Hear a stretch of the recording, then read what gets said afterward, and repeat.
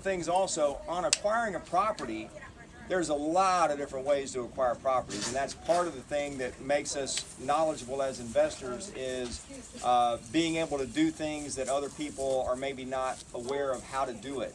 So acquisition of a property is very critical in this process. So let's talk about that, how you found it, how you acquired it, and then anybody want to take a shot other than the people he's already told? How much would you pay for this property? Maybe not what did he pay for it, but what would you pay for it based on what you've seen so far? Anybody out here want to take a shot at that? What would you pay for it? 30 to 35? Okay. Anybody else want to? 25? Okay. I got ripped off.